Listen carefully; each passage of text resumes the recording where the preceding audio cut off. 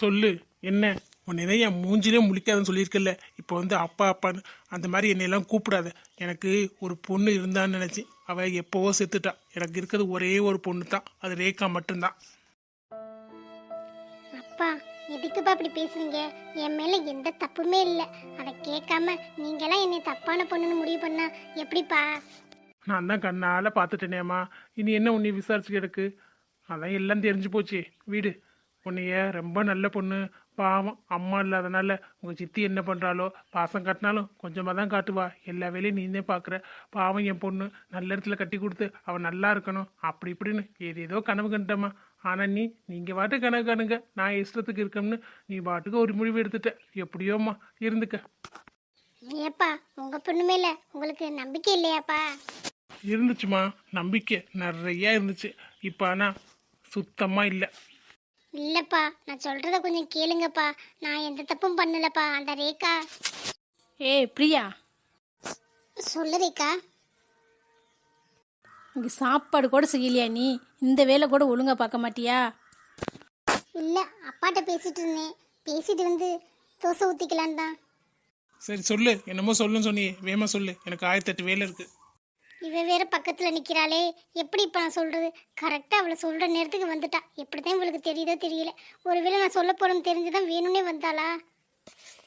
இல்லப்பா அது வந்து ஏதோ தெரியாம என்னை மன்னிச்சிருங்கப்பா. இவ்வளோ நேரம் ஏதோ நல்லவு மாதிரி பேசுனேன், நான் ஒன்றுமே பண்ணலைன்னு இப்போ மன்னிச்சிருங்கிற. என் மூஞ்சிலே முழிக்காத, போங்கிட்டு. என்னடி பிரியா, சைடு கேப்பில் என்னை போட்டு விடலான்னு பார்த்துட்டில்ல? இல்ல ரேகா, அப்பா என்னை தப்பா நினச்சிக்கிட்டு இருக்காங்கல்ல, அதனாலதான் உண்மையை சொல்லலான்னு பார்த்தேன். ஓ, உண்மையை சொல்ல போறீங்களா மேடம்? துளிர் விட்டு போச்சோ? இருக்கட்டும் இருக்கட்டும், இன்னும் எவ்வளோ நாளைக்குன்னு பார்க்குறேன். எங்கள் அம்மா உனக்காக சூப்பர் மாப்பிள்ளையாக தேடிக்கிட்டு இருக்காங்க. ஒழுங்கா நாங்கள் சொல்கிறத கேட்டு இருந்தீங்கன்னா வச்சுக்கையேன், கொஞ்ச நாள் இங்கே நிம்மதியாக நாங்கள் கொடுக்குற சாப்பிட்டுட்டு இருக்கலாம். இல்லைன்னா வச்சுக்க, எங்களை விட குடும்பக்காரில் பார்த்து அம்மா தள்ளி விட்டுறோம். அப்புறம் ஓம்பாடு திண்டாட்டம் தான். எப்போமாச்சும் சப்போர்ட்டுக்கு அப்பா வருவார், இனிமே அவர் வரமாட்டார். எப்படி உனக்கு வசதி?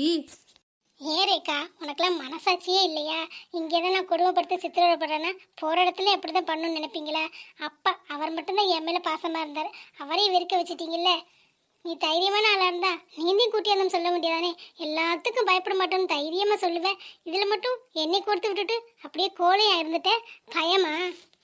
ஓ, இப்படி சென்டிமெண்ட்டாக பேசி சொன்னால் நான் உடனே அப்பாட்ட போய் நான் தான் இந்த பையனை கூட்டிகிட்டு வந்தேன், இவன் மேலே எந்த தப்பும் இல்லை அப்படின்னு சொல்லி ஏற்றுப்பேனா? அதெல்லாம் முடியாதுடி. அம்மா என் மேலே நிறைய நம்பிக்கை வச்சுருக்காங்க. அவங்க நம்பிக்கையெல்லாம் நான் உடைக்க மாட்டேன். அதோடையும் அப்பா கிட்ட போய் எதாக இருந்தாலும் கேட்டு வாங்கிக்கிறேன். அப்பாவுக்கு என்னை விட உன்னை தாண்டி பிடிக்கும். அதனால தான் இந்த சந்தர்ப்பத்தை பயன்படுத்தி அப்பாவை உன்னைய வெறுக்க வச்சுட்டேன். இனிமேல் இந்த உலகத்தில் உனக்குன்னு பாசம் காட்ட யாருமே இல்லைதுடி. ஆனால் தானே என்ன ரேகா, நான் கூட பிறந்தது தானே. உங்கள் அம்மா போய் சேர்ந்த மாதிரி நீனு போய் சேர்ந்துருக்க வேண்டியதானடி. எதுக்கு இருந்துக்கிட்டு எங்கே உசுரை வாங்குற? அது என்னோட அப்பா, எனக்கு மட்டும்தான். அவர் எது செய்கிறதா இருந்தாலும் எனக்கு மட்டும்தான் செய்யணும். நீ ஊட வந்துட்டீன்னா அதுவும் ஓ மேலே மட்டும் பாசமாக இருக்காரு. அப்போ நான் எங்கே போகிறது? அதனால தான் இந்த சந்தர்ப்பத்தை பயன்படுத்தி அப்பா கிட்டேருந்து உன்னை பிரிச்சுட்டேன். இனிமேல் அப்பா கிட்ட ஒட்டணும்னா நினைக்காத, அது நடக்காது. அதே மாதிரி என்னை போட்டு கொடுக்குற வேலை மட்டும் மனசில் இருந்துச்சு. அதுக்கப்புறம் என்ன நடக்கும் நீ ஞாபகம் இருக்குல்ல? டப்புள் மடங்காக திருப்பி கொடுப்பேன். என் அம்மா என்னை தனியாக தவிக்க விட்டுட்டு போனேன். இவன் சொல்கிற மாதிரி என்னையும் உன் கூடயே கூட்டிகிட்டு போயிருக்கலாம்லம்மா. அப்பா மட்டும்தான் பாசமாக இருந்தார், அவரே இப்படி மாறிட்டார். இனிமேல் நான் எதுக்கு தம்மா இருக்கேன்?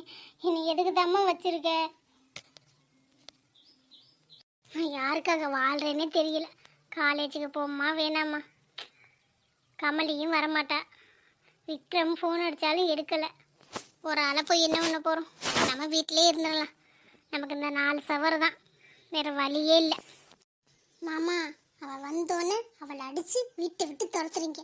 எவ்வளோ திமிரு இருந்தால் காலேஜ் போகிறோம் போய் சொல்லிட்டு பக்கத்தில் இருக்க பார்க்கில் உட்காந்துட்டு வர. எதேச்சியே நான் பார்த்துட்டேன். இல்லைன்னா நம்மளை நல்லா ஏமாத்திருப்பாள்ல. இன்னும் கொஞ்ச நேரத்தில் காலேஜ் விட்ட மாதிரி வருவா பாருங்க, நல்லா கேளுங்க. ஏய் நில்லடி, எங்கே போயிட்டு வர? இல்லை ஹரிணி, காலேஜுக்கு தான் போயிட்டு வரேன். பார்த்தீங்களா மாமா எப்படி போய் சொல்கிறான்னு? நீ காலேஜுக்கு போன, பார்க்ல தான் உனக்கு காலேஜ் நடக்குதோ? இல்ல, ஃப்ரெண்ட்ஸ் யாரும் இல்ல. அதனால தான் கொஞ்ச நேரம் பார்க்ல உட்கார்ந்து இருந்துட்டு வந்தேன்.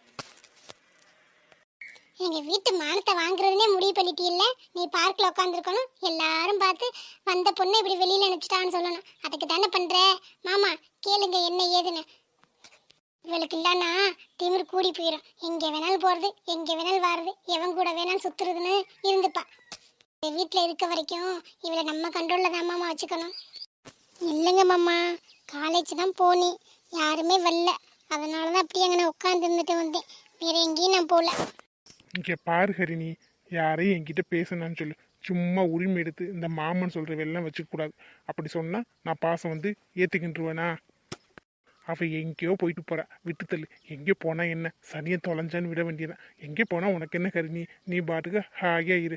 நம்ம வீட்டு பொண்ணாக இருந்தால் அவளை கேள்வி கேட்கலாம். அவள் யாரோ தானே, எப்படி இருந்தாலும் அவள் நம்ம வீட்டு பொண்ணாக முடியாது. அதனால அவளை நான் கேள்விலாம் கேட்க மாட்டேன். அதே மாதிரி நீனு கேட்காத, அவளை விட்டு தள்ளு. ஆமாம்ல மாமா, நீங்கள் சொல்கிறதும் கரெக்டு தான். நம்ம வீட்டு பொண்ணு நமக்கு உரிமையானவங்கன்னா கோவப்படலாம். அவள் யாரோ தானே, எதுக்கு கோவப்படணும்? நான் இந்த ஆங்கிளில் யோசிக்கவே இல்லை. சரிம்மா, அவகிட்டலாம் ரொம்ப பேச்சு வச்சுக்காத, நான் போய் படுக்கிறேன். என்னடி மாமா எதுவும் திட்டலைன்னு ரொம்ப சந்தோஷப்படாத.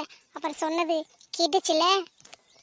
எப்பவும் இந்த வீட்டில் நீ ஒரு கெஸ்ட்டுன்னு கூட சொல்ல முடியாது, சும்மா இருக்கலாம், அவ்வளோதான். கொஞ்ச நாளைக்கு உன்னை இந்த வீட்டில் யாரும் ஒரு பொருட்டா மதிக்க கூட மாட்டாங்க.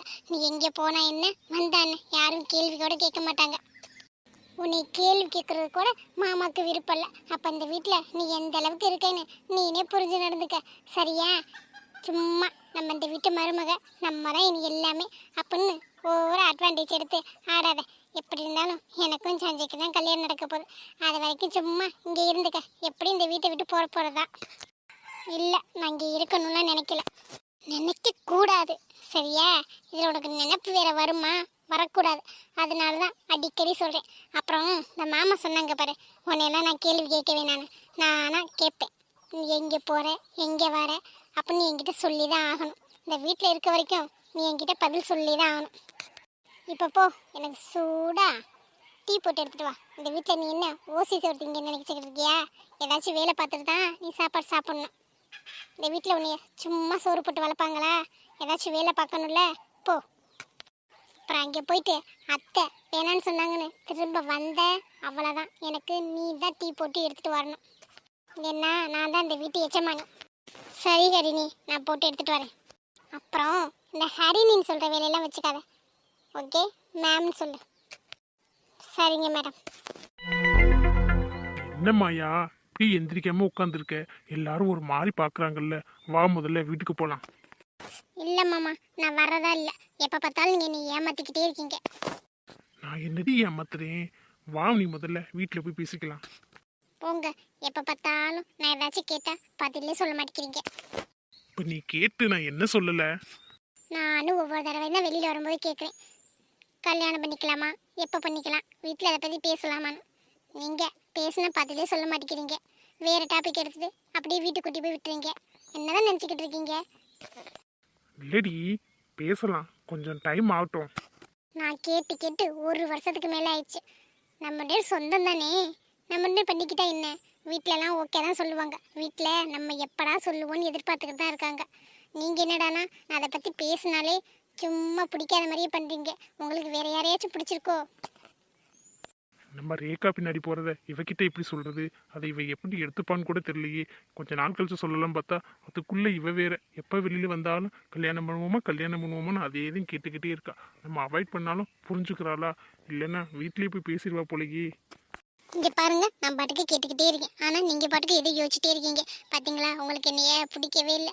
போங்க மாமாங்கிட்ட, நான் வரவே இல்லை, நீங்கள் போங்க. இங்கே பாருமாயா, அப்படிலாம் ஒன்றும் இல்லை. ஒன்று எனக்கு ரொம்ப பிடிக்கும். ஆனால் இப்போதைக்கு இதை பற்றி நம்ம வீட்டில் பேச வேணாம். இப்போ நம்ம படிச்சுக்கிட்டு தானே இருக்கோம். கொஞ்சம் நாள் ஆகட்டும், நானே பேசுவேன். அது வரைக்கும் நீ பொறுமையாயிரு, என்ன சரியா? எப்போ கேட்டாலும் இதே தான் சொல்கிறீங்க, படிச்சுக்கிட்டு இருக்கோம். போங்க அங்கிட்டு.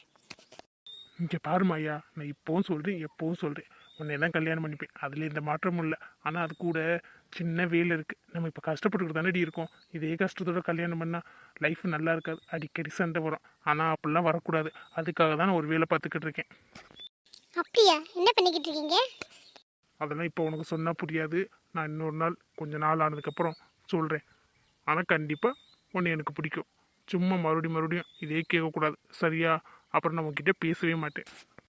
நீங்கள் என்னை மட்டும்தான் பிடிக்கும்னு சொல்லிட்டீங்கல்ல, அது போதும் எனக்கு. என்ன என்னன்னு சொல்ல மாட்டேங்கிறீங்க. சரி விடுங்க, என்னை பிடிக்கும்னு சொல்லிட்டீங்களே, அது ஓகே தான். ஆனால் பேசாம மட்டும் இருக்காதீங்க, என்னால் முடியாது. அதான் தெரியுதுல்ல. சரி வா போகலாம். உன் வாயெல்லாம் பிளாஸ்டரி போட்டு தான் ஒட்டணும். ஏதாச்சும் கேட்டுக்கிட்டே இருப்பேன். சரி, நம்ம பதில் சொல்லாமல் அவாய்ட் பண்ணாலும் நொய்யின்னு அதை கேட்டு உனக்கு பதில் வந்தாதான் ஆளை விடுவேன். என்ன பண்ணுறது, அப்படியே பழகி போச்சு. சரி பா, வீட்டுக்கு போகலாம். உன்னை பஸ் ஸ்டாண்டில் ட்ராப் பண்ணிட்டு போகிறேன். நீ ஆட்டோ பிடிச்சி இல்லைன்னா பஸ்ஸை பிடிச்சி வீட்டுக்கு போயிரு. எனக்கு ஒரு சின்ன வேலை இருக்குது.